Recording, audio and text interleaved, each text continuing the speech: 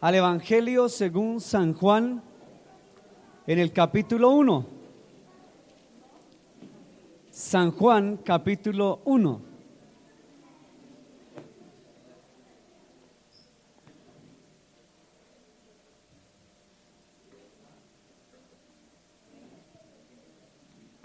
¿La tenemos?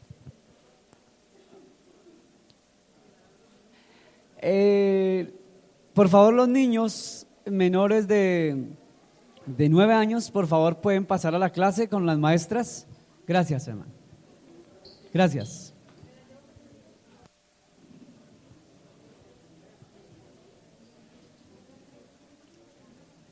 Vamos al Evangelio según San Juan. Juan capítulo 1. Juan capítulo 1. ¿Daniel no va a ir a clase? Pero entonces no se me están portando ahí mal porque se ponen ahí a jugar. Si no, tocaría que, ¿dónde está? Si no sabe que más se forme, lo separa, hermanito. Porque se ponen ahí a jugar, el niño no va a clase y entonces nos tocaría separarlos.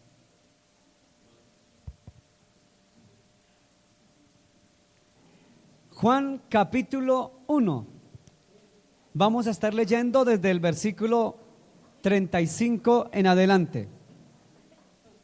Juan capítulo 1, versículo 35 en adelante. Y dice así la bendita palabra de Dios. La leemos en el nombre del Padre, del Hijo y del Espíritu Santo. Póngase sobre sus pies y vamos a leer la palabra con reverencia. Amén.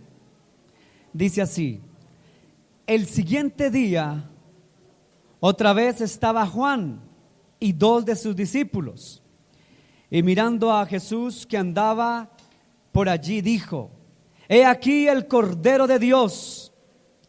Le oyeron hablar los 2 discípulos y siguieron a Jesús. Y volviéndose Jesús y viendo que le seguían, les dijo: ¿qué buscáis? Ellos le dijeron, ¿qué le dijeron? Rabí, que traducido es maestro. Rabí, ¿dónde moras? Les dijo: venid y ved. Y fueron y vieron donde moraba y se quedaron con él aquel día, porque era como la hora 10:00. Andrés, hermano de Simón Pedro, era uno de los 2 que habían oído a Juan y habían seguido a Jesús. Este halló primero a su hermano Simón y le dijo: hemos hallado al Mesías, que traducido es el Cristo. Y le trajo a Jesús, y mirándole Jesús dijo: tú eres Simón, hijo de Jonás, tú serás llamado Cefas, que quiere decir Pedro. Amén y amén. Padre, gracias por tu palabra. Tu palabra es verdad, viva y eficaz y más cortante que espada de doble filo. Gracias por esa bendita palabra, bendito Dios. Háblanos a través de ella, Dios, en esta mañana. Que seas tú usándome y utilizándome, Dios. Que yo sea el medio, el instrumento y el canal, pero tú el agua viva, Dios. Usa mis labios, úsame a mí, Dios. Y que tu palabra penetre en nuestras vidas y a nuestros corazones, Dios, y haga lo que tú quieras, Dios. Te lo pedimos, Padre, en el nombre de Jesús. Amén y amén. Puede sentarse.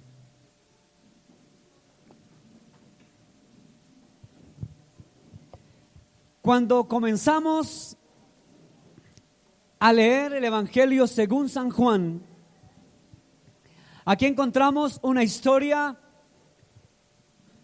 no de cualquier Juan,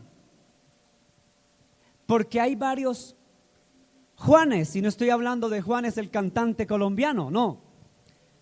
Estoy hablando de uno de los muchos Juan o Juanes que habían en su época. Estoy hablando de Juan el Bautista. Por aquellos días se le llamaba a la gente de acuerdo a su profesión. En este caso, a este señor Juan le llamaban Juan el Bautista porque bautizaba. A otro le decían Pedro el carpintero, Juan el zapatero, Andrés el pescador y así sucesivamente. Juan el Bautista. Bautista porque bautizaba. ¿Y qué quiere decir bautizar? La palabra bautizar viene del griego baptizein, que quiere decir sumergirse. Baptizein, sumergirse. Por eso cuando a usted le digan que van a bautizar a alguien, entiéndase que van a sumergir a alguien. Porque la palabra bautizo, bautizar del griego baptizein es sumergirse. Por eso cuando a usted le dicen lo voy a bautizar y le tiran agua, en el griego tiene otra palabra, otra connotación. O sea, ya no sería bautizar, porque no sumergen. O sea, no es bautizo. ¿Listo? Es otra cosa. Eso es aspersión, que en griego tiene otra connotación. Entonces Juan el Bautista, que bautizaba, que sumergía para el perdón de pecados, halló a alguien en el camino y cuando lo vio, lo primero que dijo: ¡he ahí el Cordero de Dios! Identificó a Jesús, a Yeshua en el hebreo. A Yeshua, a Jesús, lo identificó como el Maestro, como el Señor.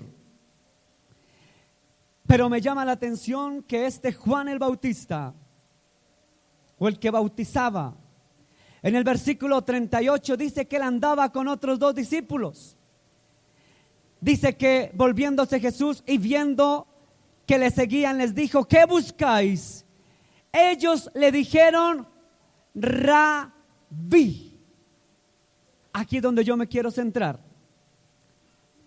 En alguna oportunidad yo creo que les había hablado de esto de Rabí, pero hoy quiero andar un poquito más acerca de este tema. Pero para esto vamos un poquito atrás. La hojita, en mi caso la Biblia me toca devolverla un poco. Usted vaya al versículo 29, un poquito más atrás. Ya lo tenemos. Dice la palabra: el siguiente día vio Juan a quién, que venía a él y dijo: he aquí el Cordero de Dios, que quita el pecado del mundo. Este es aquel de quien yo dije: después de mí viene un varón, el cual es antes de mí, porque era primero que yo. Eso parece un trabalenguas, ¿verdad? Pero no es un trabalenguas, es una gran realidad. Aquí lo que está diciendo Juan el Bautista es: mire al Cordero de Dios. Él es el que yo he anunciado. Por él es que yo estoy haciendo esto. ¿Por qué? Porque sencillamente Juan el Bautista tenía una misión en la tierra. ¿Cuál era su misión? Su misión era preparar el camino del Mesías. ¿Cuál era la misión de Juan? Preparar el camino del Mesías. ¿Por qué? Para que se cumpliese las profecías. Por ejemplo, del profeta Isaías, que escribió 600 años antes de Cristo, que vendría el Mesías nacido de una virgen. Lo dijo Isaías 600 años antes. Jeremías casi 700 años antes lo había anunciado. Pero ellos, los profetas, coincidían que antes del Mesías vendría alguien que lo anunciara, lo proclamara o estuviera antes que él para anunciarlo. Hasta ahí estamos claros. Es lo mismo que lo que va a ocurrir o lo que está ocurriendo en este entonces. ¿Qué está ocurriendo? Satanás imita todo lo de Dios. Si Satanás imita todo lo de Dios, quiere decir que ahorita que ya casi llega y aparece el anticristo en el planeta Tierra, ese anticristo va a hacer exactamente lo mismo que hizo Cristo, como cordero manso, humilde, para que lo sigan y lo quieran. Pero no aparecerá, dice la palabra de Dios en las profecías, que no aparecerá el anticristo. No aparecerá sin que antes llegue uno antes que él y le prepare el camino y haga el trabajo sucio. En otras palabras, haga lo que hizo Juan el Bautista. O sea que tiene que haber un gran profeta llamado falso profeta, Apocalipsis capítulo 13, para que prepare el camino del anticristo. Lo que quiere decir, esto es otro tema acerca del falso profeta, el anticristo, lo vamos a hablar después. Pero hoy voy a hablar de este gran y buen profeta llamado Juan el Bautista, que anunció el camino del Señor. Pero vamos a entender un poquitico mejor esto, hermano. Vamos a entender a qué nos referimos. En primer lugar, Juan el Bautista prepara la llegada del Maestro. Juan el Bautista es considerado el precursor de Jesucristo. Fue quien preparó la llegada de Jesucristo, el Maestro. Según Lucas capítulo 3, versículo del 1 al 3, que usted lo puede ver en su casa o más adelante o como quiera, Juan comenzó a predicar y a bautizar en el desierto. ¿Cuándo fue eso? En el año 15 del imperio del emperador Tiberio, cuando Poncio Pilato gobernaba a Judea y cuando Herodes era tetrarca de Galilea, en tiempo de los sumos sacerdotes Anás y Caifás. Esta es una ubicación histórica y geográfica. Geográfica porque nos habla de que estuvo Juan en Galilea. Y usted que ya conoce el mapa de memoria de Israel, sabe que Galilea es en la parte norte, muy bien, cerca a los altos de Golán, casi en la frontera entre Siria y el Líbano. Entonces parece ser que en esa región andaba desde el mar de Galilea o del lago de ¿qué? Tiberíades, saliendo desde el mar por toda la franja del río Jordán. El río Jordán iba bajando hacia el sur y se encontraba después con el mar Muerto. Muy bien, me gusta la ubicación. Entonces, en esa ubicación desde el norte en la Galilea hacia abajo a Judea e Idumea, iba bajando Juan a proclamar y a anunciar a Juan el Bautista. Iba diciendo que él simplemente era el que iba a preparar el camino del Mesías, del Salvador. Entonces, en ese contexto histórico, podemos decir que a mí lo que me llama la atención es lo que dijo o dijeron los discípulos de Juan. ¿Cómo lo identificaron? Fíjese que cuando lo vieron, en primer lugar, dijeron: he ahí, dijo Juan, he ahí el Cordero de Dios que quita el pecado del mundo. Pero más adelante, tanto los discípulos de Juan como el mismo Juan dijo Rabí. Y yo quiero llegar a algo. ¿A qué quiero llegar? Resulta que cuando usted estudia y analiza un poquito acerca de los títulos, para poder entender a qué se refería eso de Rabí, para que usted entienda a qué se refería Rabí y por qué Juan y sus discípulos lo identificaban como Rabí, era meterse en un problema. Mejor dicho, ese Juan se metía en los peores problemas. Le voy a decir por qué. Juan se metió en el problema más grande que le sirvió que le quitaran la cabeza. ¿Cuál fue? ¿Se acuerda que Herodes, tetrarca, gobernaba? ¿Se acuerdan? Y la hija, la niña consentida de papi y mami, lo único que se atinó a pedir de regalo al papi: papi, pues tú sabes, tú me quieres complacer, papi, dame la cabeza de Juan, papi. Y papi, tan buena gente, que la complació y le dio la cabeza del Bautista en una bandeja de plata. Usted sabe esa historia más que yo. Entonces Juan se metía en unos líos impresionantes. Ese Juan era terrible. Terrible no en el sentido negativo, sino terrible, como hacía por ahí una novela. Terrible, terrible, terrible. Mente chévere era el hombre. Ese sí era un hombre de Dios. Porque no le importó que le quitaran la cabeza, porque lo único que le importó era cumplir lo que Dios le había mandado. Y ese Juan el Bautista, aparte del problemita que se dio con la hija de Herodes, el otro problema que se estaba metiendo el hombre era tener que señalar allá en la Galilea, en el tiempo, en el siglo I, en los primeros años del cristianismo. Se atrevió a decir: he ahí el Cordero de Dios que quita el pecado del mundo. ¿Sabe por qué era un terrible problema esto? Porque si usted no sabía, para el judío, para el hebreo, su cultura, su religión, sus costumbres, no podían decir que X o Y era el cordero. ¿Por qué no podían decirlo? Porque el profeta Isaías, 600 años antes, otros profetas 400 años antes y 700 y 800 años antes de Cristo habían dicho que el Mesías era el cordero que se iba a entregar. Usted ya sabe cómo funciona esto, y el que no sabe le repaso rápidamente. En el Antiguo Testamento, más de 3,000, 4,000 años antes de Cristo, tenían que, para ser perdonados los pecados, tenían que entregar un cordero, ¿cierto? ¿Sabían eso? Y el corderito, que era el mejor, más blanquito, más bonito, bien cuidado, ¿se acuerdan? Primero que todo lo llevaban a una de las puertas del templo. ¿Cuántas puertas tenía Jerusalén? 12.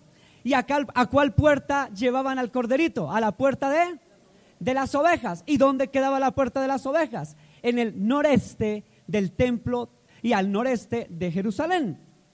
Entonces, allá tenían que llevar, pero antes de entrarla para sacrificar al corderito, a la ovejita, lo que ocurría era que tenían que, primero que todo, ¿qué? ¿Hacer qué? Lavarla. ¿Y dónde la lavaban? En el estanque o la piscina que estaba frente a la puerta de las ovejas, que en este caso se llamaba el estanque o la piscina de Betesda. Y la palabra hebrea Betesda significa misericordia. Muy bien, buenos alumnos hay aquí.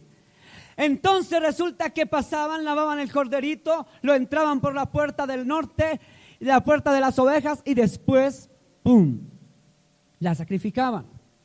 Entonces los profetas tenían, o mejor, los profetas habían advertido que ya no iba a ser necesario que entregaran una oveja literalmente hablando, sino que el mismo Dios se iba a hacer oveja, cordero, el que iba a entregarse en sacrificio para el perdón de los pecados. Eso decían las profecías. Entonces los judíos, ¿qué iban a creer? Que el Mesías iba a venir de una mujer campesina, pobre, humilde, sencilla, de la región de Galilea y de Nazaret, más abajito. No iban a creer que el Mesías vendría en esa forma, sino para ellos el Mesías, el Mesías, tenía que venir como un rey glorioso. ¿Para qué? Para que los sacara y los libertara del yugo de la esclavitud. ¿De quién? Del imperio romano que estaba gobernando en su momento, ¿cierto? Ellos esperaban eso. Ellos esperaban que los profetas, o mejor, pensaban que los profetas habían advertido eso. Pero cuando viene uno, hijo de campesina, un aparecido cualquiera, como usted y como yo,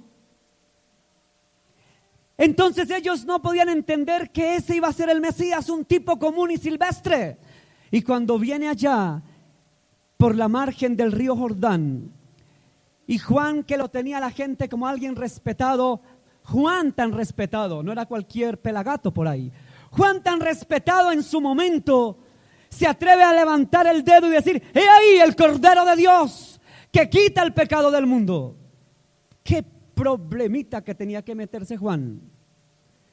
Porque eso implicaría casi muerte para Juan. Pero Juanito, no Juanito el preguntón de la historia de los cómics, sino Juanito, Juan el Bautista, no se amedrantó por nada y se atreve a decir: he ahí el Cordero de Dios. Por encima de que me maten, ahí está el Cordero de Dios. Ahí se ha cumplido la profecía. ¡Qué problema! Y más adelante se mete en otro gran problema. Va e identifica a Jesús como el Rabí. ¿Qué? ¿El Cordero y Rabí? Este tipo está re loco, dirían muchos. Los fariseos se escandalizarían, rompieron las vestiduras. Está re loco este tipo. Pero Juanito no estaba loco. Juanito sabía para dónde iba. Y Juanito sabía de parte de quién venía el Cordero. Entonces, Para que entendamos mejor por qué decir ese nombre en ese tiempo era un problema, les voy a explicar. Resulta que la palabra Rab en el hebreo es un nombre que aparece en las antiguas inscripciones arameas del 682 a.C., en inscripciones asirias. ¿Dónde son los asirios? Hago la pregunta. ¿Los asirios son de lo que hoy en día conocemos como ¿qué? Irak. Muy bien. Cuando escuche hablar de Asiria, ubíquese, como dicen, ubícate, ¿no? Ubícate. Asiria es lo que hoy en día es Irak. Persia es lo que hoy en día es Irán. Muy bien. Entonces resulta que allá, en lo que hoy en día es Irak, o sea, Siria antigua, se encontraron inscripciones y allí se encontraban estas inscripciones de Rab, que significa maestro o principal. ¿Qué quiere decir Rab? Maestro o principal. Pero resulta que este hombre, Juan el Bautista, no solamente le dijo a Jesús, no le dijo Rab. ¿Sí le dijo Rab? ¿Cómo le dijo ahí? Rabí, no rabino. ¿Cómo le dijo? Rabí. Fíjese que no le dijo Rab, o sea, principal, maestro, sino que le dijo Rabí. ¿Y qué significaba para ese entonces el rabí? Rabí viene del hebreo y del arameo rabí. Rabí, que significa mi maestro. Fíjese que no es igual que Rab. Este es a secas, maestro. Pero aquí es mi maestro. Este título lo usaban los discípulos al dirigirse a sus maestros. Se aplicó a Cristo. Usted lo puede leer en Juan 1:38, Juan 1:49, en 3:2 y en 26. También en Juan 4:31. Rabí es un título honorífico. ¿Para quiénes? ¿Para quiénes es ese título? Para los eruditos. ¿Y quién? Y los doctores de la ley. O sea que no era para cualquier pelagato este título, ¿cierto? Sino era para los doctores y eruditos, con la implicación posible de que eran los eruditos y especialistas en la ley del Moisés y en la Torá. ¿Cuál es la Torá? La Torá es la palabra o la escritura antigua de ¿quiénes? Del pueblo judío. Es lo que para nosotros hoy conoceríamos como el Antiguo Testamento, es lo que es la Torá. Continuamos entonces. Pero en ese tiempo, ¿qué se necesitaba en el siglo primero para hacer un rab o para hacer un rabí? Mire lo que se necesitaba. El único factor de poder de los escribas estaba en el saber, en el conocimiento, en el intelecto. El saber solo con los estudios de ¿qué? ¿De un añito? ¿De cuánto? De varios años. Cuando había llegado a dominar toda la materia del método de la tradición oral, o sea, esto se llamaba la halaká, cuando usted ya era un erudito conociendo la escritura antigua, hasta el punto de estar bien capacitado, pasaba a ser ¿qué? ¿Cualquier pelagato? No, a ser un doctor no ordenado, solo no ordenado, fíjese, no ordenado. Un doctor no ordenado que se le llamaba en su tiempo Talmid Hakam o Rab, o sea, un simple ¿qué? Maestrico, nomás. Para el título de Rab era un simple, no era 3 añitos, sino muchos años, sabiendo lenguas muertas y demás.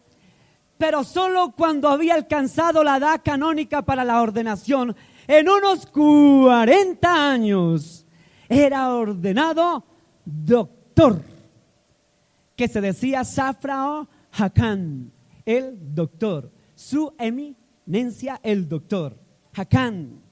Solo los doctores ordenados creaban y transmitían la tradición de la Torá. Aquí me faltó una H. A quien había cursado los estudios rabínicos, se le abrían de este modo todas las puertas de los puestos claves del derecho, los doctores del derecho, la administración y la enseñanza. Y a estas personas se les llamaba rabí. O sea que Juan a cualquiera parecido pelagato del Jordán le dijo rabí. Rabí, porque sí. No, no le dijo rabí, porque sí. Rabí quiere decir mi maestro. Fíjese que no le dijo rab. No le dijo mira el maestro. Rabí. Lo ubicó como mi maestro. Más personal. Más íntimo. O sea que no era cualquier cosa. Al rabí era porque era una eminencia. Eminencia. Y estos valen y le dicen rabí. Ay, Dios mío, Señor. Pero vamos más adelante. Raboni, mi Señor. Vamos a ver en la Escritura cómo en otras partes a Jesús no lo vieron como rabí ni rab, sino como raboni. Raboni, rabonei del arameo rabuni, es otra forma para el título de rabí. Era una forma aún más respetuosa de dirigirse a alguien y significaba, ¿qué significaba? Mi gran, no mi pequeñito, mi maestrico por ahí, no, mi gran maestro. Se aplicó a Cristo en Marcos 10:51, en Juan 20:16. Este término lo usaron los primeros cristianos para designar a Jesús no solamente como el gran maestro, sino como el Señor. O sea, Raboni, mi Señor. Quiere decir esto, para ubicarnos un poquito mejor.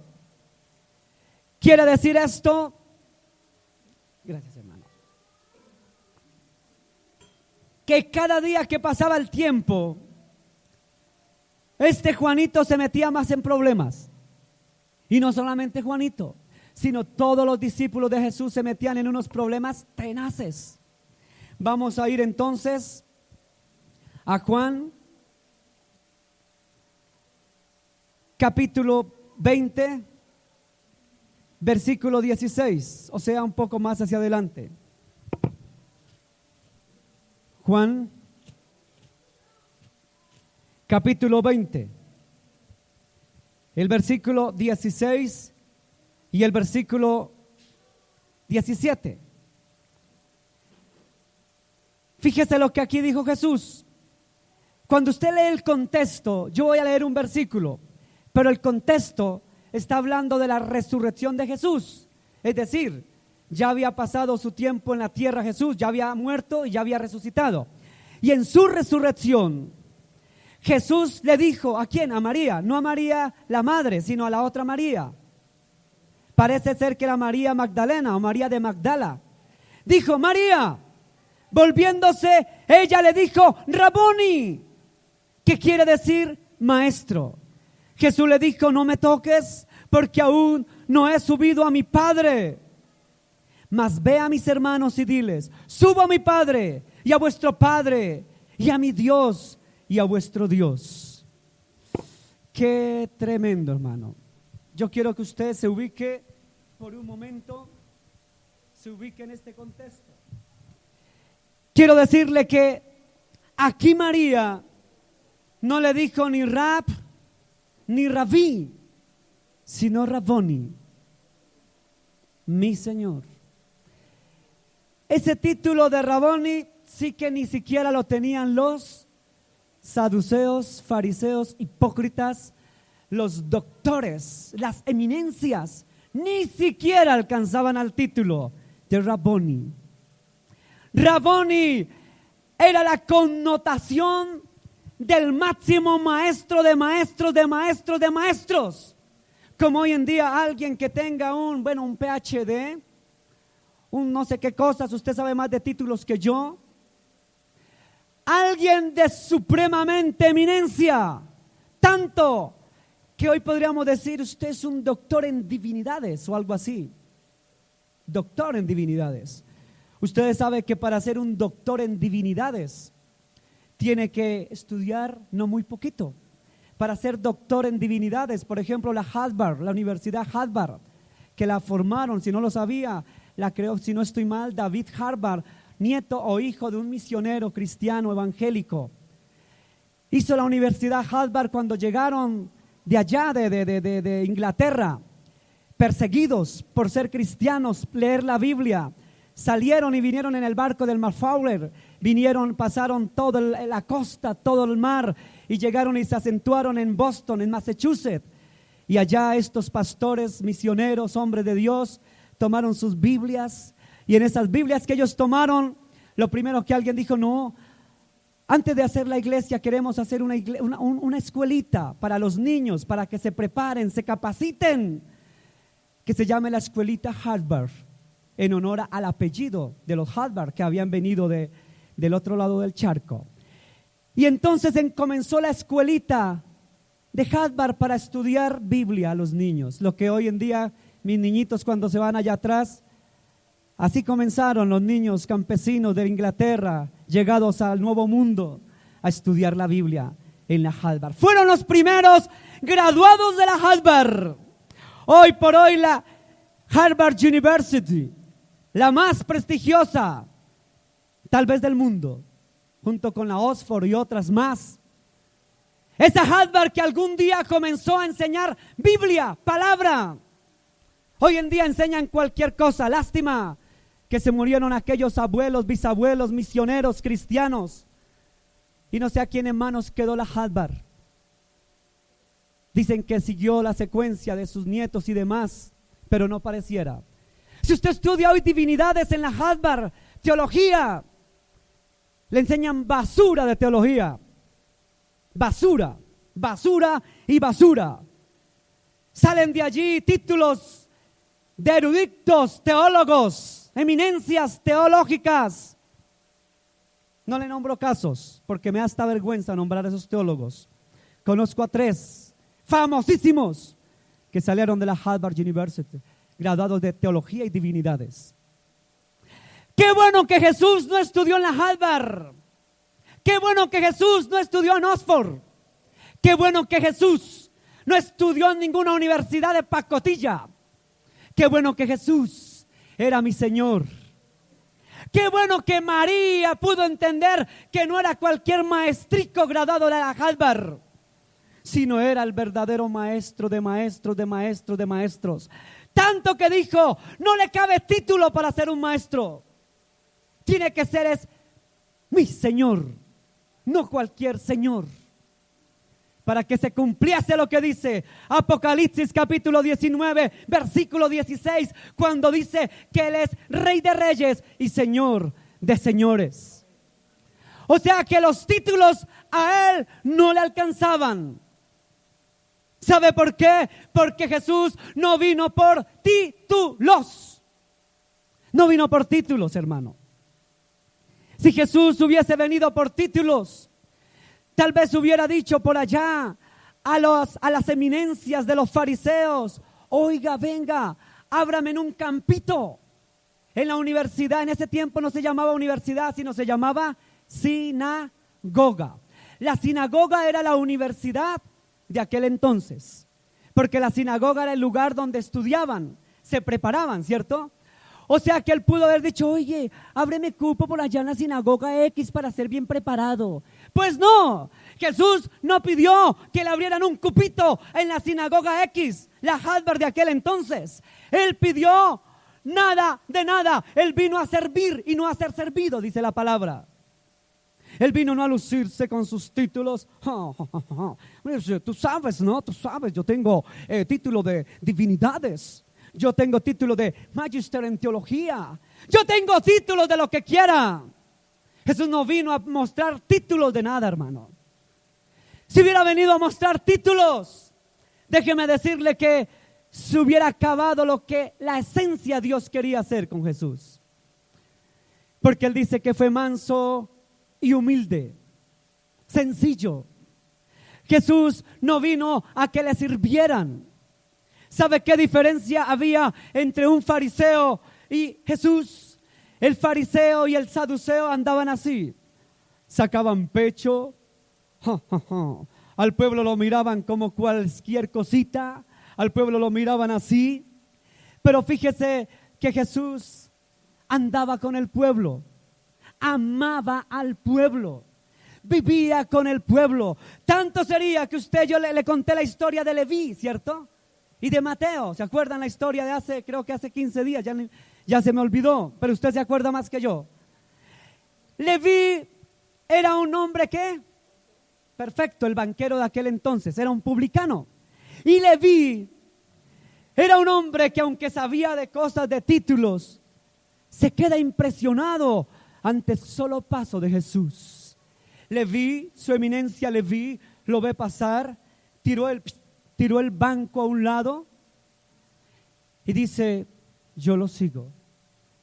Se hizo humilde y lo siguió.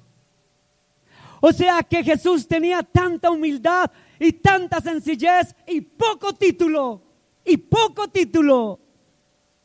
que solo su presencia inundaba, que solo su presencia podía plasmar la bondad y el amor de Dios verdadero.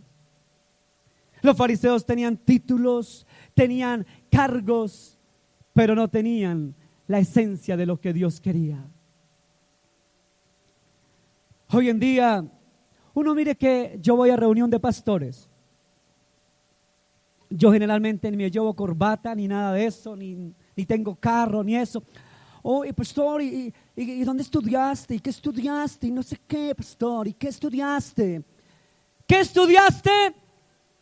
Estudié la palabra de Dios. Estudié teología porque me tocaba estudiarla. Requisito para tener una credencial pastoral.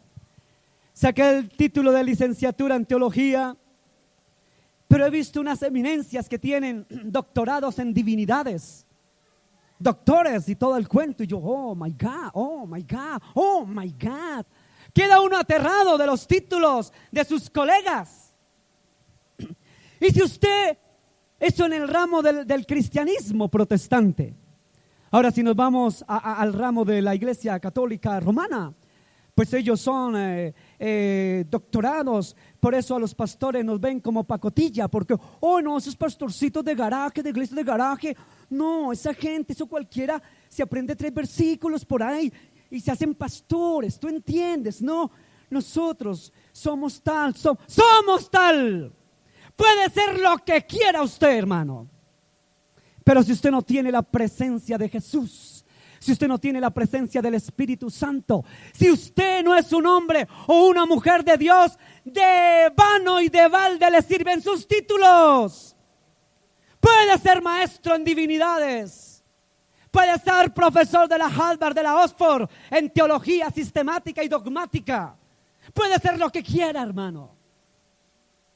Oh Señor, si tú vinieras por títulos, pero el Señor tan bueno y fiel, que dice: a los suyos vino y los suyos no le recibieron, pero a todos los que lo recibieron les dio la potestad de ser llamados hijos de Dios, dice Juan capítulo 1 versículo 12. A todos los que lo creyeron y le siguieron les dio la potestad de ser llamados hijos de Dios. No, es que yo, ¿cómo voy a ser hijo de Dios si todavía no tengo esto? No tengo. No, ¿cómo voy a ir a predicar? Si yo sí voy a predicar, yo no soy en palabra, no soy fluido. No soy fluido. La primera vez que comencé a predicar en los buses, hace más de casi 20 años, yo no era fluido. Me subía, llevaba mi pasaje, me subía. Señor, por favor, le baja un poquitico al volumen que voy a dar unas palabras. No tenía teología sistemática ni dogmática. No tenía títulos, pero yo me acuerdo que pasaba la registradora. Antes había ayunado y orado y pasaba la registradora, tomaba esta varilla y decía: Dios, dame fuerzas y ayúdame porque yo no puedo. Y cuando comenzaba a predicar la bendita palabra de Dios, yo sentía y veía, hermano, que había gente que cuando me iba a bajar, gracias Señor por sus palabras. Mujeres con lágrimas en los ojos, gracias. Gracias. Gracias decía. Me bajaba yo de los buses feliz y contento y decía: gracias Señor. No sé nada de teología, en ese tiempo estaba comenzando, hasta ahora no me sabía ni un versículo bíblico para empezar. Pero déjeme decirle que Dios en su misericordia y su bondad no lo deja usted avergonzado cuando va a predicar la bendita palabra. Entonces no me salga usted a mí con cuentos que para predicarle a una persona tengo que ser un magister, un teólogo, un licenciado para predicarle a alguien. No. No, porque sencillamente Él es el dueño de todo. Dice el profeta, creo que fue el profeta Jeremías, si mal no estoy, dijo: abre tu boca que yo la llenaré, dice el Señor. Pedro era un humilde pescador. Antes de llamarse Pedro se llamaba Simón. Esa palabra viene de Simeón, que quiere decir algo así. Otro día predicamos sobre él. Quiere decir algo como débil. Y le dijo el Señor: no te llamarás más Simeón o Simón, te llamarás Pedro. Pedro viene de la palabra griega Petro. Petro, no Gustavo Petro, no estoy hablando del Petros, no estoy hablando del alcalde, o si no ahorita me demandan que porque estoy hablando ya no podemos decir nada de nadie. Entonces Petros o Pedro quiere decir piedra o piedra pequeña. Otro día predicamos sobre eso. Entonces Pedro, que antes era Simón, era un pescador. Pan y chun. Tiraba la red. Pedro, Simón antes, era un humilde pescador. Pedro no era un hombre de letras, no era un hombre culto, no era un hombre letrado, no era un hombre intelectual, no era un erudito. No, hermano, eso no era Pedro o Simón en ese entonces. Pedro era simple y llanamente un humilde pescador.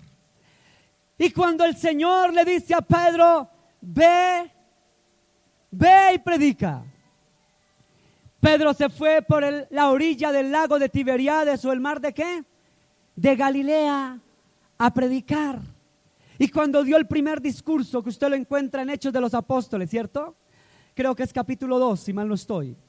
El primer discurso de Pedro lo dio delante de las eminencias teológicas de su momento.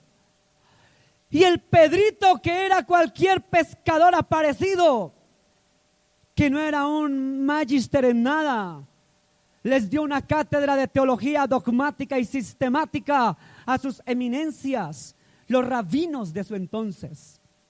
Y lo miraban y dijeron: ese sin duda estuvo con ese tal Jesús, porque habla como él, predica como él, tiene lo mismo que él.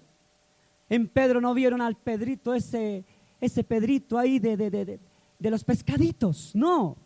Vieron fue al super Petro, a la super piedra, al super hombre lleno de sabiduría.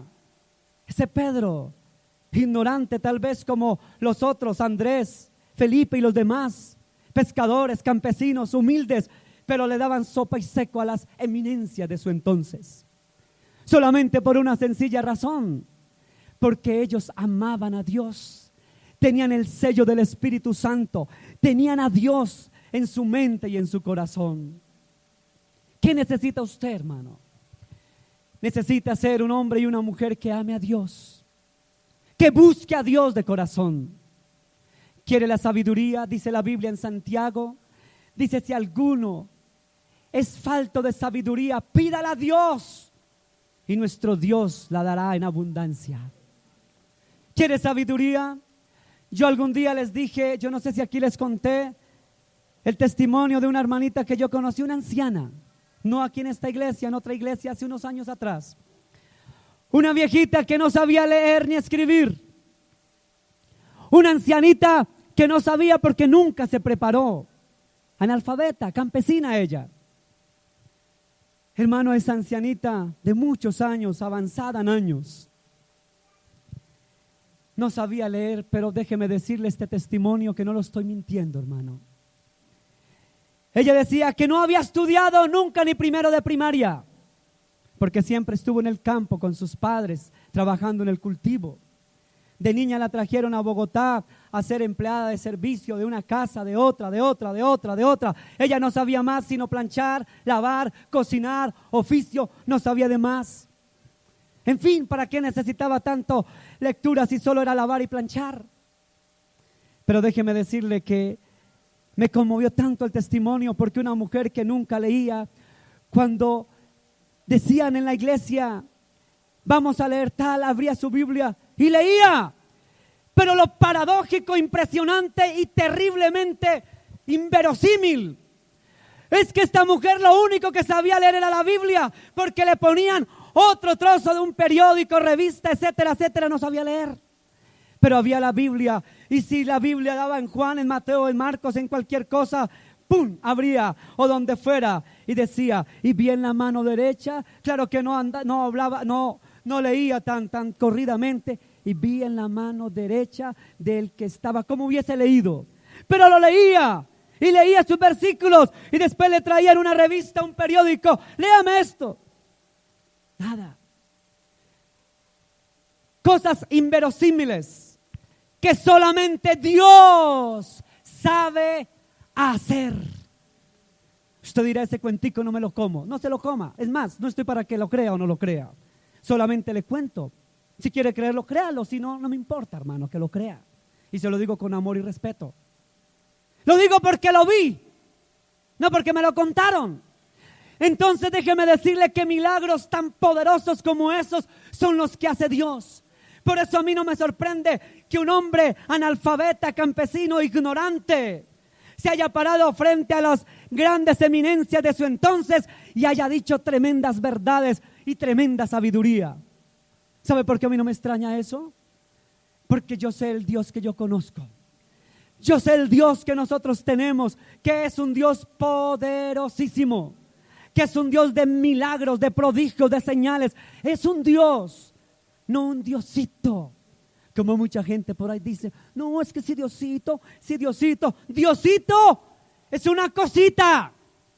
No, es que si Diosito, tú sabes, si Diosito me ayuda, es que soy Diosito. Diosito es una cosita. Diositos hay muchos, pero yo le estoy hablando no del Diosito, sino del Dios de dioses. Dios con D mayúscula, no D minúscula. Dios de dioses, Señor de señores y Rey de reyes. De ese es del que estoy hablando. Ese Dios que puede transformar corazones. Ese Dios que cambia vidas. He escuchado casos, sicarios, matones, gente pero tremenda, hermano. Mire que uno yo no sé si usted conoce al hermano Eduardo Betancourt. Tal vez usted lo ha escuchado. ¿Quién lo ha escuchado él? Sí, su merced. Eduardo Betancourt, él fue un habitante de lo que aquel entonces era habitante del Cartucho. Hoy en día se llama el Bronx, 5 huecos, ¿cierto? La L, en ese tiempo se llamaba el Cartucho, por allá arriba del centro. Usted sabe más que yo. Entonces allá, en ese lugar, él se crió en la calle. Eduardo Betancourt, algún día vamos a pasar el videito aquí, un testimonio muy bonito. Un niño de la calle, solo conoció lo que era maltrato, etcétera, llegó a estar en bandas por allá en Medellín, aquí llegó y hoy en día yo lo admiro mucho. Un hombre que predica la palabra, wow, esa eminencia. Usted pareciera que estuviera escuchando a un graduado de la Harvard. Usted pareciera que estuviera escuchando a alguien en divinidades. ¿Sabe por qué? Porque es que Dios es el que hace eso. Sacó a aquel mendigo de la calle que andaba con un costal y con su bolsita de pegante en la boca, consumiendo, inhalando con su bolsita, ahí buscando en los basureros la comida de cada día.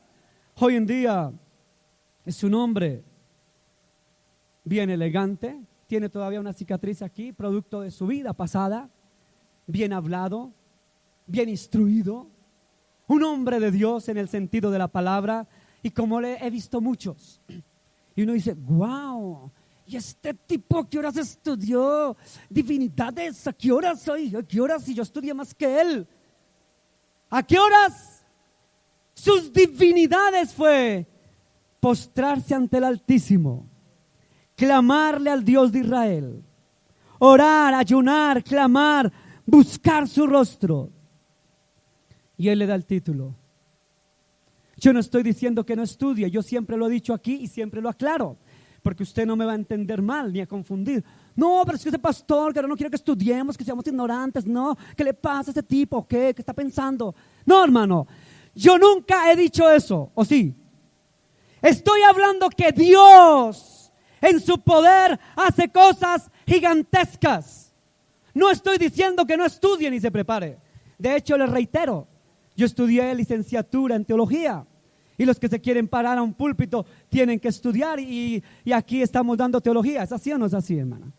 Entonces, si nos preparamos, porque yo no puedo salir aquí con cualquier cosa, hablar de Israel y ni siquiera saber dónde es, hablar de Babilonia y no saber ni siquiera que queda en Mesopotamia, hablar de Persia y no saber qué es lo que hoy en día es Irán, o sea, hablar y sin saber lo que estoy hablando. O sea que sí, hermano, pero más que eso, hermano, yo lo que quiero que usted entienda es el poder sobrenatural del Dios vivo, que da en abundancia. Entienda lo siguiente, si usted está tomando apuntes, quiero que vaya otra vez a Juan capítulo 1, versículo 37. Primer punto y son 80 puntos, o sea que hasta ahora estoy comenzando. Si no tiene afán, así es de que me quedan 79 hasta ahora. No he comenzado el 80. Primero, versículo 37 de Juan. Dice así, se perdió, allá. Le oyeron hablar los dos discípulos y siguieron a Jesús. Primer lugar, ¿qué es lo que quiere Dios en estos tiempos con nosotros? ¿Qué quiere Dios? Dios en primer lugar quiere que le sigamos. ¿Qué quiere Dios? Que lo sigamos. ¿Sabe que uno hay veces va a un sitio religioso y sí, está mirando el reloj, como algunos por aquí, muchos, ay no, ¿será que este tipo ya va a acabar? Porque está como canzoncito, ¿me entiende? No, y oiga. Entonces, uno hay veces va a un lugar donde, ay Dios, y salió igualito. ¿Sabe que tenemos que aprender primeramente es a seguir al maestro? ¿A qué vino Jesús? A lucirse, a decir yo soy el rabón, el raboni, el rabí. No, él vino a eso, a lucirse. No, él solamente pasaba por Galilea, por Samaria, por Idumea y por la alta Galilea y decía, sígueme, ¿cierto? Sígueme. Y dice que quien quería le seguía. O sea que el Señor primero que todo no obliga a nadie, solo dice sígame. Y tú, solamente tu decisión, tu propia decisión, tu libre albedrío es el que decide si lo sigo o no lo sigo. Dijo el Señor, sígame. Fíjese que el Señor, cuando se encontró con los discípulos de Juan el Bautista, los encontró, ellos lo identificaron y de repente le siguieron. Hermano, aprenda a seguir a Jesús. Usted dirá, ¿y cómo lo sigo? ¿Cómo sigo a Jesús? Tal vez algunos se preguntarán, ¿cómo lo sigo? ¿Quiere saber usted cómo sigue a Jesús? Usted sigue a Jesús, dice la palabra, si me amas, guarda mis mandamientos. Si me amas, guarda mis estatutos y preceptos. Si me amas, busca mi palabra. Si me amas, obedece a la palabra. Eso es seguir a Jesús. Eso es seguir a Jesús. Seguir a Jesús es obedecerle. Fíjese que cuando predicábamos de Leví, en alguna ocasión, dice que Leví, ¿qué hizo para seguir a Jesús? ¿Qué hizo? ¿Qué hizo, hermano? Se levantó del banco y ¿qué? ¿Y qué pasó más? Y dejó todo. Amén. Y dejó todo, pero ¿qué era todo? Era un hombre que sabía mucho de la tradición judea. ¿Cierto que sí? Él guardaba las leyes. ¿Sabe cuántas leyes son? No 10 ni 15. Los judíos, hebreos, guardan más de 615 leyes y tenían que cumplirse. Y él las sabía de memoria y las hacía. Pero dejó toda esa tradición por seguir a Jesús. ¿Cómo nos cuesta, hermano? Y el Señor nos dio 10 mandamientos. El primero se lo debe saber de memoria. Y el segundo. El primero y el segundo son semejantes. A nosotros nos lo cambiaron por arte de magia. Gloria a Dios que el Señor es bueno, y esta Biblia que en alguna ocasión en la época medieval quemaron tan buenamente por órdenes de un papa, mandaron quemar las Biblias. Pero Dios, como no se vara, ahí están cada día más Biblias. Que la palabra nadie la puede matar, porque cielo y tierra, pero mi palabra no pasará. Entonces, aunque este hermoso muchacho queme las Biblias, porque la gente se nos sale, quémelas. A Rumes llegaban a París, en Berna, Suiza, en Ámsterdam, Holanda, en toda Europa. Los inquisidores, si queman Biblias, vayan, persigan herejes, blasfemos, persígalos, mátelos. Acuérdese usted la noche de San Bartolomé. Eso es historia, hermano, los que les gusta leer. La noche de San Bartolomé, la triste noche de agosto, 14 de agosto, por allá en el siglo XV. Esas niñas, niños inocentes, mujeres embarazadas, por orden del rey que había recibido orden del sumo sacerdote, del papa de entonces, quémelos, acábelos, estirpen de aquí a esos herejes. Sacaban en la noche de San Bartolomé, todavía se celebra en Francia. Si usted quiere ir a Francia, hay un monumento a la noche de San Bartolomé, la triste noche de San Bartolomé. Aquellas mujeres embarazadas les abrían sus piernas, le incrustaban terribles cosas para sacarles el feto y hacer cosas terribles. Y les decían: ¿usted quiere seguir leyendo Biblia? Mire lo que le va a pasar. Mire lo que le va a pasar. Pero tan hermoso es el Señor que a Él nadie lo frena. Puede que se hayan levantado 50 inquisiciones. Puede que en Francia se haya levantado la noche de San Bartolomé. En España la Inquisición española de Ignacio de Loyola en el 1540 y pico en adelante.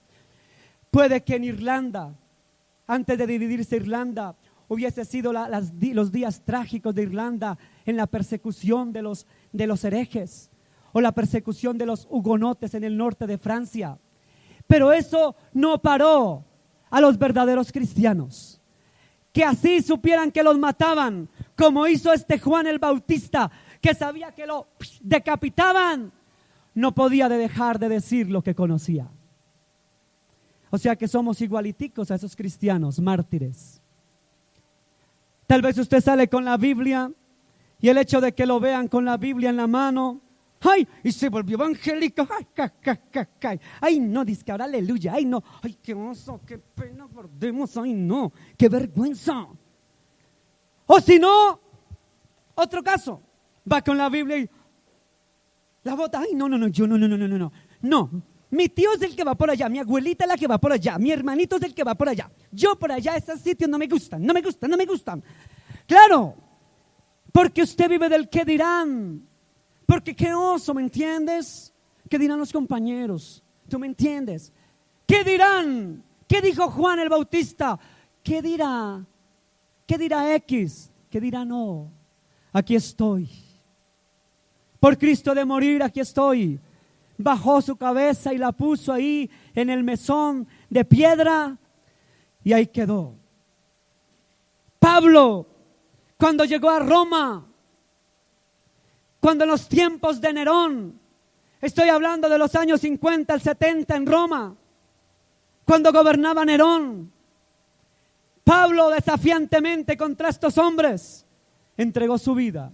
¿Y cómo murió Pablo? Decapitado. A la salida de la calle de la Hostia, en las afueras de Roma, lo decapitaron por predicar a Jesús. Solo porque quisieron obedecer y seguir la palabra de Dios. Alguna vez un hombre valiente, estoy hablando de Juan Hus en Europa. Si usted ha leído historia, sabe de quién estoy hablando. Juan Hus, que no era el mismo Juan Notz, que era otro. Juan Hus, en alguna ocasión, él fue un sacerdote católico, como muchos, como los que escribieron esta Biblia, que fueron monjes agustinos, que dejaron, no, agustinos no eran ellos, Agustino fue Martín Lutero. Ellos fueron monjes, bueno, no recuerdo, pero eran monjes, profesores de teología, tradujeron la Biblia del latín, y estos hombres dieron sus vidas. Juan Hus murió en la hoguera, un sacerdote que le dijo a la iglesia, yo le creo a esto. Dijo, ¿por qué quitan el primer mandamiento diciendo, primero amarás al Señor tu Dios? Segundo, ¿cuál es el segundo según lo que nos dijeron? No jurarás su santo nombre, hermano. Tercero, tal. Cuando el primero y el segundo mandamiento dice, tan textualmente, Éxodo capítulo 20, amarás al Señor tu Dios y no te harás imágenes de piedra, de yeso, de metal, de nada de lo que hay en la tierra o en el cielo, debajo de la tierra. Ni te postrarás a ellas, ni las honrarás, porque yo soy el Señor tu Dios, celoso, fuerte, el que castigo la maldad de los padres a los hijos en la primera, la segunda, tercera y cuarta generación. Si dice así Éxodo, me lo estoy inventando. Entonces, cuando se levantan estos hombres, monjes, como Cipriano de Valera, que eran eran jerónimos. Eran monjes jerónimos. Estos, Cipriano de Valera y Casiodoro de Reina, dos monjes de teología tremendos, dieron sus vidas por amor a Dios. Juan Hus, Juan Notz, Martín Lutero, Wycliffe. Si me doy aquí una lista, Savonarola en España, fueron sacerdotes. Ellos fueron doctores, ellos sí fueron doctores en teología, que tradujeron del latín a las lenguas modernas la Biblia, pero entregaron sus vidas para que usted y yo la tuviéramos hoy. Y ni siquiera la valoramos. Esos hombres entregaron sus vidas. Casiodoro de Reina, Cipriano Valera, todos ellos entregaron. Algunos no murieron trágicamente ni martirizados. Unos dicen que estos dos no murieron martirizados, pero fueron perseguidos. En su mayoría fueron martirizados por amor a la palabra. Y eso es lo que valoramos la palabra, usted y yo.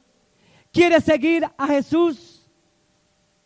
Cuando usted quiera seguir a Jesús, aprenda a amar esta palabra, a buscar esta palabra. Yo no puedo pretender decir que soy abogado. No, es que yo soy abogado penalista. Usted puede ser abogado penalista y de repente no se sabe ni siquiera el código, la constitución política o las leyes. Usted y yo sabemos que los abogados tienen mamotretos de libros, unas letricas así, ¿cierto? Bueno, no está mi hermano Miguel, que es abogado. ¿Y quién más aquí que era abogado? Miguelito, que sepa. Ellos saben de qué estoy hablando, los que son abogados. Y no me diga que usted para ser abogado, no, es que yo soy empírico, es que no sé qué, no, es que saquemos a ese preso porque se me dio la gana, porque sí. No, porque de acuerdo al decreto tal, del artículo tal, de tal y tal, ¿cierto que sí? Lo recita. Si usted quiere ser abogado, usted tiene que aprender la Constitución y las leyes, mamotretos de libros. Si usted quiere ser médico, usted no va a formularle a cualquiera que tiene cáncer un mejoral. Usted tiene que saber un poco de mamotreto de libros, ¿cierto? En medicina. Su merced que estás estudiando algo de salud, ¿cierto? Su merced que estudia en la universidad, está terminando algo de salud. Entonces sabe de qué estoy hablando, ¿cierto? Exacto, ella me entiende. Entonces, si usted quiere ser cristiano, no busque a Cristo en otra parte diferente, porque la palabra dice en Juan 5:38, escrito está. Dice, escudriñad las escrituras, porque a vosotros os parece que en las escrituras, en ellas está la salvación, y son ellas las escrituras las que dan testimonio de mí. Juan 5:38, si mal no estoy, si no me falla la mente. Perdón, gracias. Juan 5:39, para ser más conciso. Es que les dije un poquito antes para que leyeran el contexto. Entonces, quiero decirle que Usted tiene que, para seguir a Jesús, comenzar a amar esto, a empaparse de esto. Porque usted no va a hablar de lo que no conoce. Yo, ahorita mi esposa no está incapacitada, pero yo para hablar de mi esposa, yo tengo que hablar de ella porque la conozco. Digo, mi esposa es así, es asá, es así, la conozco. Yo no puedo hablar de lo que no conozco. ¿O sí? ¿Quiere seguir a Jesús? Conozca la bendita palabra. Aquí está quién es Dios, quién es Jesús y qué quiere Jesús de nosotros y para qué vino y cuál es el objetivo de la iglesia. Segundo lugar, me faltan 78. El versículo 39 dice así la bendita palabra de Dios. Les dijo, venid y ve. ¿Y qué hicieron ellos? Fueron y vieron dónde moraba y se quedaron con él aquel día porque era como la hora 10. ¿Sabe qué era la hora 10? ¿Quién me dice qué horas eran? No me diga que eran las 10 de la mañana, porque no eran las 10 de la mañana. Eran las 4 de la tarde aproximadamente. La hora 10 era las 4 de la tarde. Estoy hablando del calendario hebreo, ¿no? Judío. O sea que a las 4 de la tarde ellos se quedaron con él. Quiero decirle que Jesús quiere hoy que nosotros no solamente lo busquemos y lo sigamos, sino que nos quedemos con él. Dice la palabra que ellos, Jesús les dijo, venid y ve, y fueron y se quedaron con él. Hermano, mire que hay gente que vuelve atrás fácilmente.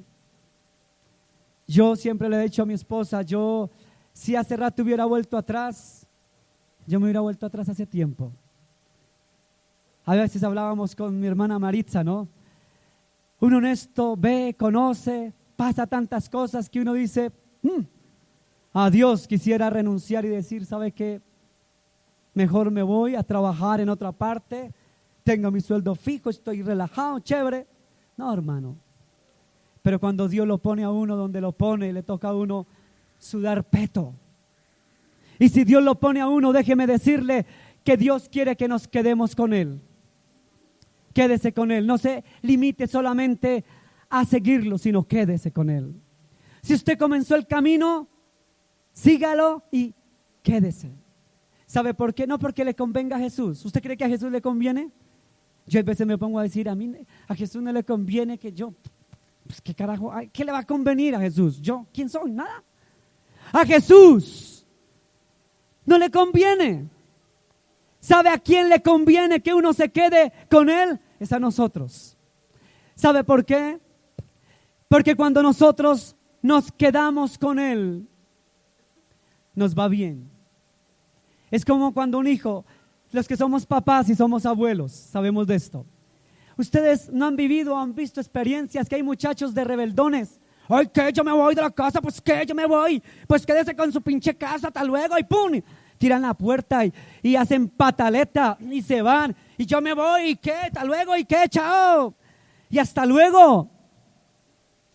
Y hay papás que, ay, mi hijo, ay, papito, ay, su merced, ay, quédese, ay, amorcito, pues que se largue. Claro, hermano. Y hacen pataletas y que me voy, y me voy, y me voy. Como la historia del hijo pródigo allá en la Biblia, ¿cierto? Y se van, ay, salen así. ¿Y qué? Seguramente sin ustedes yo no puedo vivir. ¿Qué están pensando? Y van y se van, yo también puedo solo. Y se van. Y pasa un día, 2 días, 3 días, 4 días, 5 días. Y de vuelticas de aquí para allá porque en una casita lo tienen 2 días y eso. Y ya después de 2 días, ya, ay, papito, ay, su merced, chao. ¿Cierto que sí? Es la única parte donde a uno se lo aguantan, donde uno no es cargas en la casa. Pero vaya en otra parte. Quédese 2 días, al tercer día ya no quieren saber de usted. ¿Es así? Entonces va para aquí, para allí, para allí. Resulta que hasta resultó en la calle el muchachito o la muchachita. Y cuando ya está sin plata, fregado, con hambre, ay, ay, ay, ay, ay, papito, buenas tardes. Es que papi, es que ¿qué, papito? Y el papá tan bueno le dice, venga, siga, quédese otra vez conmigo. Así son los papás, así somos los papás. Así somos los papás.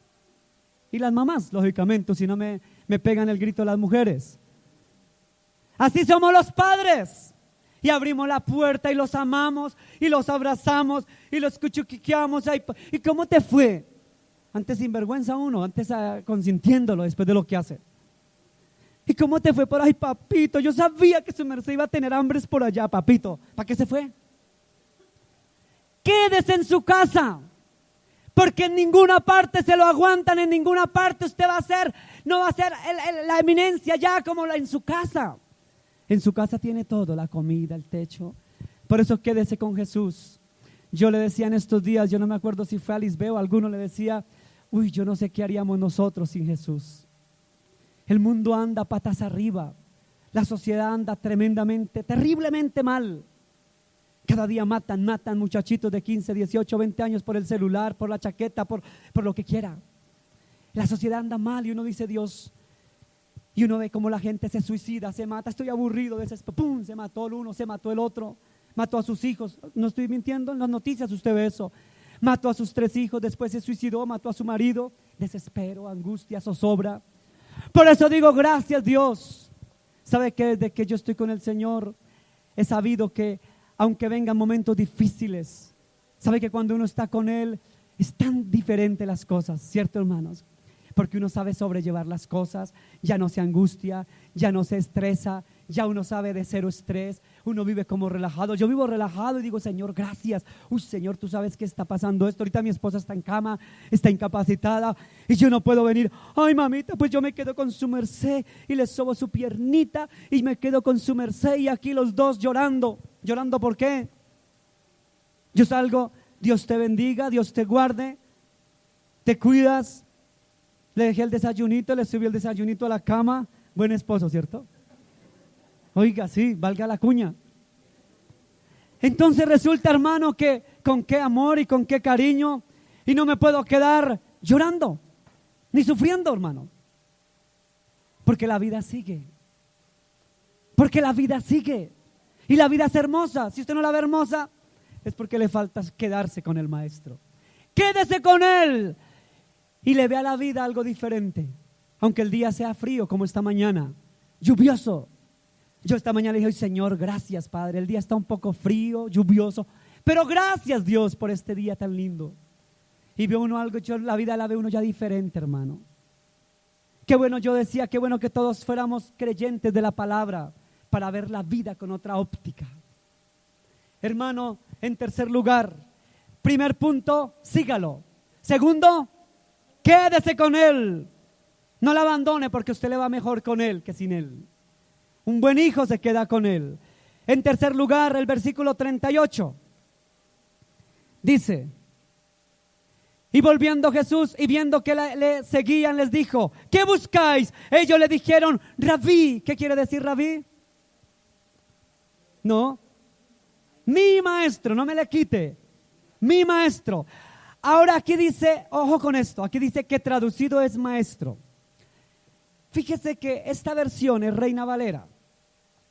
La tradujeron los monjes jerónimos, Casiodoro de Reina y Valera. Eran dos, pero se llama Reina y Valera, son los apellidos de ellos dos.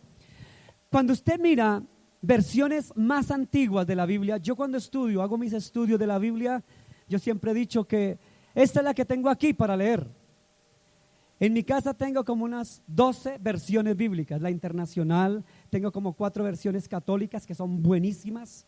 Está la Vulgata Latina, una de las mejores católicas es la Vulgata Latina, es antigua, hermosa esa versión. La Vulgata Latina es una versión católica excelente, excelente, la Vulgata.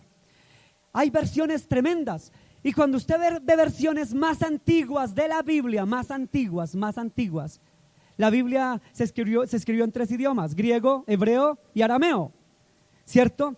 Al primero que se escribió fue el latín, el Nuevo Testamento. Después Martín Lutero en el año 1517, después del 1517, ¿cierto? Allá en Wittenberg, en Alemania, tradujo en la catedral de Wittenberg, tradujo el monje Lutero, que fue expulsado de la iglesia, era una eminencia, era el que preparaba a los teólogos de aquel entonces.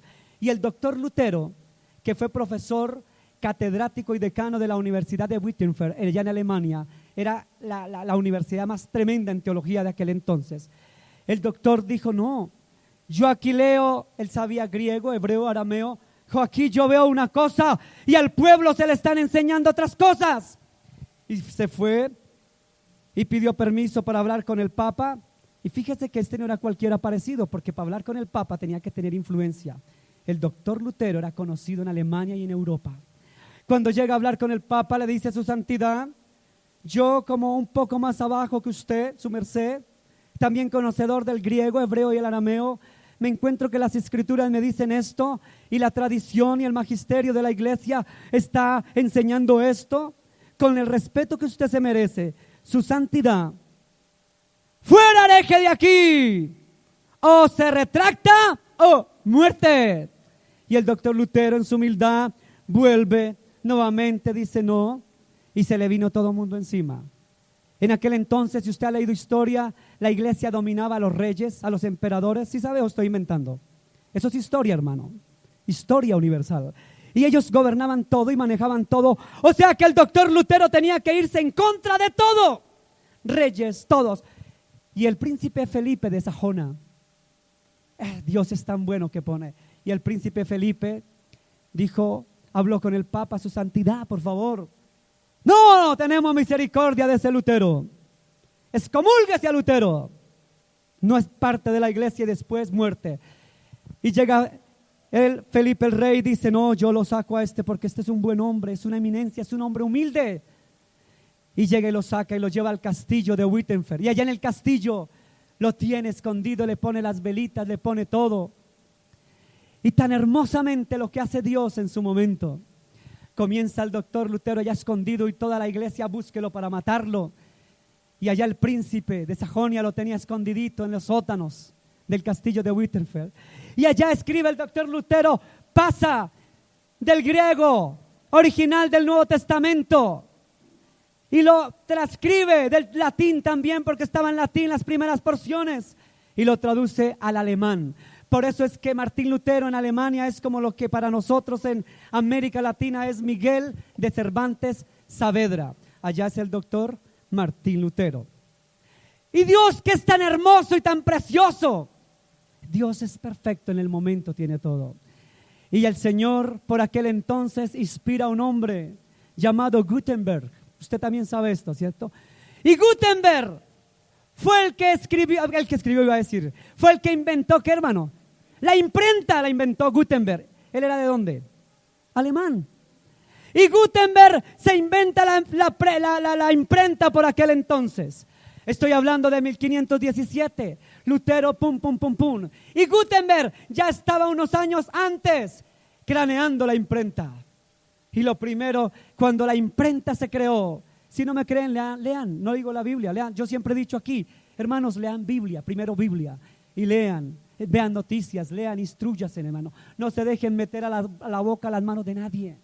Entonces, Gutenberg, cuando inventa la imprenta, lo primero que hace es que al traducir ese Nuevo Testamento del latín y del griego al alemán, comenzaron a imprimir los Nuevos Testamentos. Fue lo que se estrenó en la imprenta como libro, como tal. ¿Por qué Dios no se equivoca? Dios tenía el todo. A mi hijo lo van a matar, perseguir, pero le voy a poner a un rey que era mano a mano de la iglesia, pero sin embargo él prefirió a Lutero. Y este rey lo ayudó, le puso todo en las manos, le puso las velitas día y noche. ¿Usted cree que es como hoy en día que usted tiene el computador y solo dígale a San Google y hágale y pon enter y pon y pegue y copie? Como hacen las tesis los muchachos hoy en día. Yo le doy gracias a Dios porque mi tesis la hice a mano también. Y la hicimos con mi hermana Lisbeth, ¿cierto? Su merced está haciendo el Nuevo Testamento. Hermano, yo hago un paréntesis.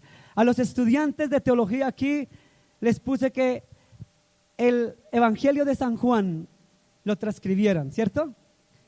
Yo no sé quiénes de los que estudian aquí ya lo están haciendo. Mi hermana Isabel, gracias, los de atrás ya lo están haciendo. La hermana Isabel y su esposito aquí, ya me lo entregaron, por ahí lo tengo, hermano. Ya me entregaron, lo entregaron empastado y todo. El mío yo lo hice en pergamino.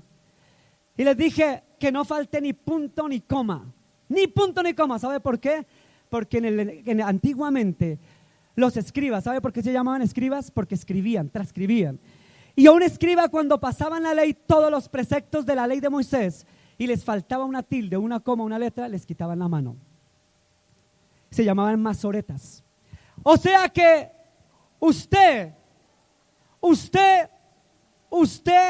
tiene que pasarlo bien. Pero me gustó lo que me dijo la hermana Lisbeth estos días.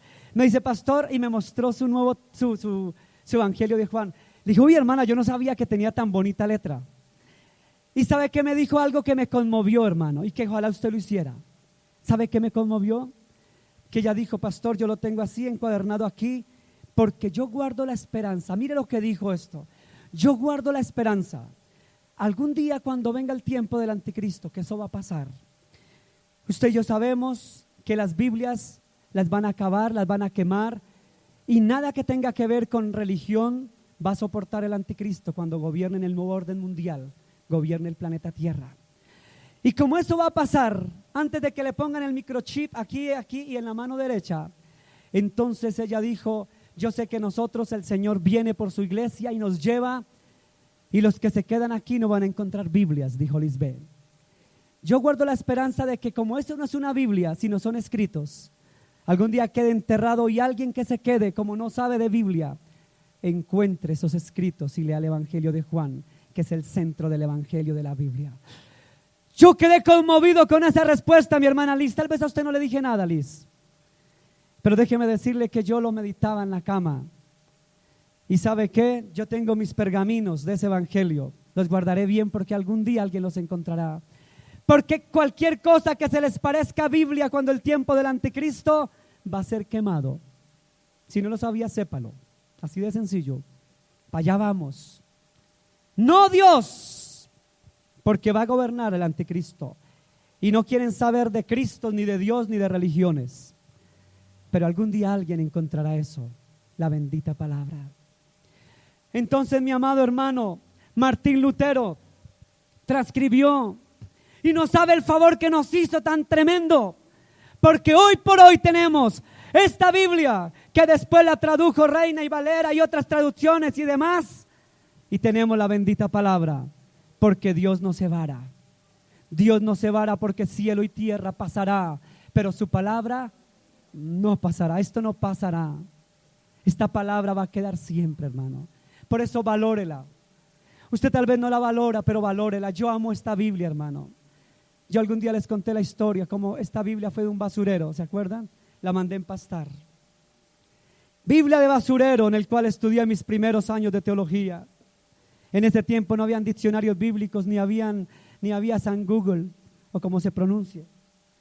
Y quiero decirle que usted y yo, hermano, sabemos que esta palabra es la mejor esencia. Por eso ámela, respétela, valórela, téngala en su corazón. Y ya voy terminando.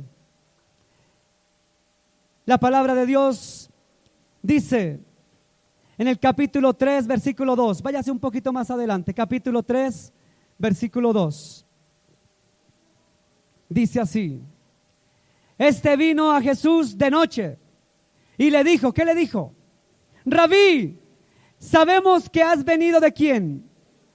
Como maestro, porque nadie puede hacer estas señales que tú haces si no está Dios con él. ¿Usted sabe quién le dijo esta perlita a Jesús? ¿Quién le dijo? Nicodemo. ¿Y quién era Nicodemo? ¿Un qué? Uno de los principales de la sinagoga, o sea que era un erudito intelectual. Ese sí era un verdadero rabino. Y un rabino decirle a Jesús, Rabí, uy hermano, es porque reconoció que verdaderamente él era ¿de quién? De Dios.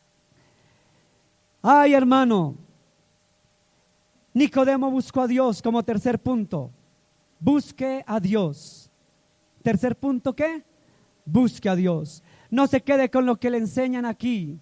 Búsquelo más. Búsquelo en oración, búsquelo leyendo la palabra, pero búsquelo. Y vamos a Juan capítulo 20 otra vez. Juan capítulo 20. Versículo 16. Juan 20, versículo 16 dice: Jesús le dijo María, Y volviéndose ella le dijo, Raboni, que quiere decir maestro. Les vuelvo a decir que esta traducción aparece así, pero cuando usted mira traducciones más fieles a su original, aparece la palabra Raboni entre paréntesis, mi Señor, no mi Señor. Raboni es mi Señor. O sea, aquí dice mi maestro o maestro, pero las Biblias en su original, el Raboni representa mi Señor, no, mi Señor. ¿Listo? Mi Señor, le dijo, Raboni, mi Señor. En cuarto lugar, entonces, reconozca que Él es el Señor. En cuarto lugar, ¿qué? Reconozca que ¿qué? Que Él no es solamente un maestrico, ni un maestro, ni mi maestro, sino Él es mi Señor. Mucho más, título de títulos. Apocalipsis 19:16 dice, ¿qué dice Apocalipsis 19, capítulo 19, versículo 16? Y con esto terminamos. Dice, y en su vestidura y en su muslo tiene escrito este nombre, Rey de Reyes y Señor de Señores. O sea que Él es el Señor de señores. No es un simple maestrico, ni maestro, ni mi maestro, sino es mi Señor, Rey de Reyes y Señor de señores. Póngase de pie y vamos a orar. Gracias, Jesús. Gracias, Señor, por esta palabra, Dios. Gracias porque tu palabra es verdad, viva y eficaz y más cortante que espada de doble filo, Señor. Gracias, Señor, por esta palabra que nos has dado hoy, Señor. Gracias, Señor. Yo lo invito para que usted cierre sus ojos, incline su rostro y le dé gracias a Él, honra a Él. Él es el Señor. Fíjese que los discípulos de Juan identificaron al Señor como el Cordero de Dios que quita el pecado del mundo. Lo identificaron como el Maestro, como el Rab. Más adelante lo vieron como el Rabí, como mi Maestro, Rabí, Rabí. Pero María de Magdala o María Magdalena fue más allá. Cuando se lo encontró en la tumba, en la resurrección, le dice, Raboni, Raboni, Raboni. Raboni, que quiere decir mi Señor. No era simplemente un maestro. No era simplemente mi maestro. Era el Raboni. Era mi Señor. Era mi Dios. Ya no era un maestro común y corriente de la ley. Ya no era un simple maestro, ni un gran maestro. Ya era el Señor de señores. Ya era el Rey de Reyes. Ya lo pudo identificar como lo que era, como el Rey de Reyes y Señor de señores. Era mi Señor, era el Señor de señores. O sea que Él era Dios hecho carne. No era cualquier ser humano que había nacido de una mujer humilde campesina. Era lo que decían las profecías. Era el Dios, Emmanuel, Dios con nosotros. El que tenía que nacer de una virgen. El que nacía como hombre, se hacía carne, habitaba con el pueblo, comía con los pecadores, sanaba a los enfermos. Ese era Emmanuel, que quiere decir Dios con nosotros. Dios había estado con nosotros y nadie se dio cuenta. Solamente unos pocos lo entendieron. En alguna ocasión Pedro le dijo, Jesús preguntó, ¿quién dice la gente que soy yo? Y le responde Pedro, le dice, Simón Pedro le dice, Señor, tú eres el Cristo, el Hijo del Dios verdadero. Y le dice Jesús, Pedro, esto no te lo reveló ni carne ni sangre, sino mi Padre que está en los cielos. En otras palabras, Pedro identificó al Señor como el Señor. Juan el Bautista identificó al Señor como el Señor. Pablo de Tarso, Saulo de Tarso, llamado Pablo, identificó a Jesús como el Señor. Pero María de Magdala, aquella prostituta que el maestro le había dicho en alguna ocasión: mujer, yo no te juzgo, ahora levántate, vete y no peques más. Desde aquel entonces esa gran prostituta, la que fue prostituta, la que todo mundo despreció por ramera, esa mujer que todo mundo rechazó, desde aquel día lo siguió. Desde aquel día lo buscó. Desde aquel día se quedó con él hasta su muerte, y después en su resurrección también estaba con él. ¿Cómo nos falta mujeres como María de Magdala? ¿Cómo nos faltan mujeres como Juan el Bautista, como Pedro y como Pablo? Hombres y mujeres que no se avergüencen de Jesús. Hombres y mujeres que lo busquen, que lo sigan, que lo amen, que se queden con Él. Que un día dicen ser cristianos y al otro día se olvidaron de ser cristianos. ¿Sabe que María no se olvidó de eso? Ella lo siguió hasta la tumba. Y cuando Él resucitó, María lo ve salir de la tumba, lo ve que estaba ahí en aquel lugar. Y le dice: Raboni, Raboni, mi Raboni. Porque ella identificó que era el Señor. María pudo identificarlo al Señor. ¿Cuánto nos hacen falta esas Marías que acompañan a Jesús hasta la muerte? Que acompañan a Jesús hasta la resurrección. Que acompañan a Jesús hasta más allá de la muerte. ¿Cómo nos falta esas mujeres entregadas como Ruth, como Esther? Mujeres valientes como Débora. Mujeres como Eunice. Mujeres que amaban a Dios y dejaron todo por Dios, porque lo amaron, lo siguieron, le sirvieron y se quedaron con Él. ¿Cómo nos falta hombres como Pedro? Hombres como Pablo. Pero cómo nos falta hombres como Juan el Bautista, que podamos identificar al Maestro. Saber que Él es el Rabí. Y ahí el Cordero de Dios que quita el pecado del mundo, dijo. Identificó al Mesías, a pesar de que le podría costar la muerte por la ley judía. Pero lo gritó para que todos lo escucharan, que había identificado al Rabí, al verdadero Rabí, al Maestro. Lo identificó y lo conoció, el que venía al salvar a la humanidad. Los cultos, los letrados, los intelectuales no lo conocieron, no lo identificaron. Pero tal vez un hombre humilde, sencillo, pobre tal vez como Juan, sí lo pudo identificar. He ahí el Cordero de Dios.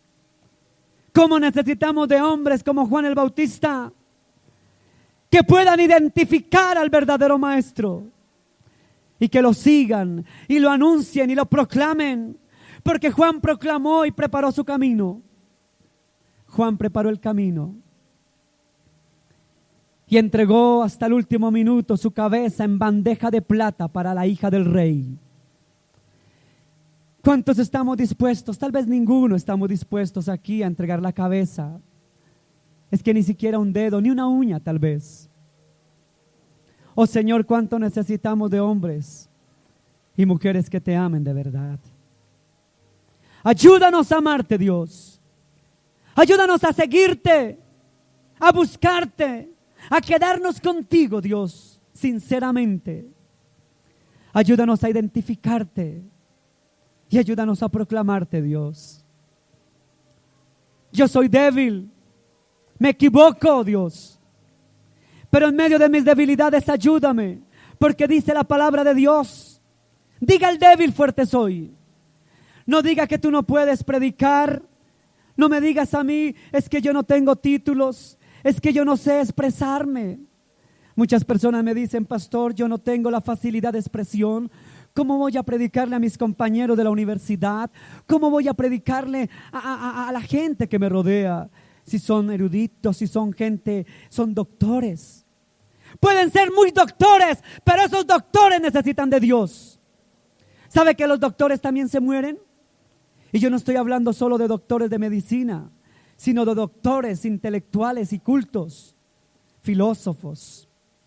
Estoy hablando de gente intelectual. Ellos también necesitan de Dios. ¿Sabe por qué? Porque todos tenemos que morirnos. A mí la Biblia no me dice que los doctores no se mueren. Todos tenemos que morirnos. Y dice la palabra que todos tendremos que ir al juicio de Dios, como está escrito. Porque Dios juzgará a los vivos y a los muertos y vendrá nuevamente. Y su reino no tendrá fin, dice la escritura. Vendrá nuevamente. Él viene nuevamente. Porque Él vendrá, dice la Biblia. Porque su reino pondrá aquí algún día. Él vendrá por su iglesia. Y si Él viene por su iglesia, mi hermano, no te va a preguntar el título que tú tienes. Y el día que tú te mueras, tu cuerpo queda allá en el féretro, en el ataúd, en el cementerio. Pero tu alma sale. El nefes, como dice la escritura en el hebreo, el nefes, el alma. El alma va a juicio, como dice Hebreos 9:27, porque está establecido para el hombre que muera y después el juicio, el juicio. Todos vamos a un juicio. Y hay dos lugares donde el hombre después de muerto se va: al infierno, condenación eterna, o a la salvación eterna con Cristo. Hay dos lugares. Y dice la Biblia que quien no está en Cristo Jesús, condenación eterna vendrá. Suena duro, y muy duro suena, pero ese es el evangelio. Cristo vino para salvarnos. Juan dijo: he ahí el Cordero de Dios que quita el pecado del mundo. ¿Sabe por qué lo dijo? Porque Él sabía que venía el Salvador. Jesús quiere decir Salvador. El que salva, ¿qué salva? No el cuerpo. El que va a salvar el alma de nosotros después de que nos muramos. Es triste decir, pero muchos se mueren con muchos títulos.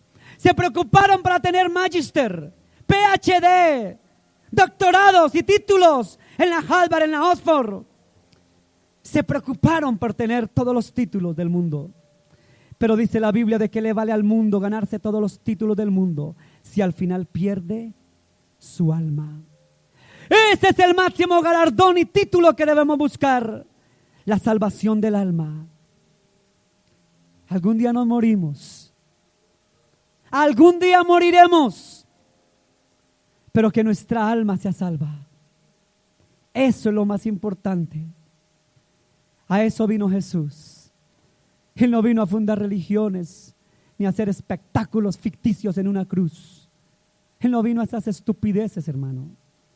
Él no vino a hacer show para que cada año estemos celebrando ahí, chévere. A eso no vino Jesús. Jesús vino para que le sigamos, lo sirvamos, lo busquemos, lo amemos, lo anunciemos y lo prediquemos. A eso vino Jesús. Esa es la esencia del evangelio. Por eso estoy parado aquí en este lugar. Yo no estoy aquí para perder tiempo ni para que usted me mire. Aquí yo no estoy para que pasar el tiempo aquí. No, hermano. Me hubiera quedado tal vez en mi casa hoy con esta lluvia. Yo no estoy aquí para otra cosa diferente, sino para hacer lo que hizo Pablo, anunciar de Jesús. Yo estoy aquí para hacer lo que hizo Timoteo, Tito, Esteban, Pedro, Juan el Bautista. Para eso estoy yo aquí, hermano. Para eso están los que predican la palabra. Ellos no están para perder el tiempo, hermano. Ellos están para anunciar la bendita palabra, para decir que los tiempos se acortan, que los tiempos llegan y que los juicios de Dios se acercan, que los juicios de Dios vienen pronto a la tierra. Aquí no estamos jugando al club social para que usted se sienta bonito aquí. Yo no estoy para eso, hermano. Aquí Dios me puso para un propósito. Yo nunca le pedí a Dios que me pusiera en esto. Lejos de mí estaba esto. Pero cuando Él me llamó, me dijo que esto era serio. Y tengo que hablar lo que Él me pone. Por eso búsquelo, hermano, de corazón. Acérquese. Quédese con Él y búsquelo y ámelo. No lo abandone. Porque Él no pierde, hermano. ¿Sabe quién pierde? Nosotros perdemos cuando estamos sin Él. Jesús dijo: vengan a mí, los que están cansados, cargados y trabajados, que yo los haré descansar, dijo el maestro. Dijo el rabí, el maestro, mi maestro. Vengan a mí, dijo el Señor, porque no hay otro camino. Yo soy el camino, la verdad y la vida, y nadie va al Padre sino por mí, dijo el maestro. Usted puede buscar otro camino. Usted puede buscar religiones. Hay muchas de por más. Podemos buscar religiones, pero Él dijo: yo soy el camino. No busque los caminos que usted cree, busque al camino. Y Jesús es el camino. Búsquelo a Él y ámelo a Él y respételo a Él. Dios los bendiga, hermano. Dele un aplauso a Jesús. Dele gracias a Dios. Dele gracias a Dios. Él es bueno, porque escrito está, dijo el profeta Nahum, porque Dios es bueno y para siempre su misericordia. Dios lo bendiga.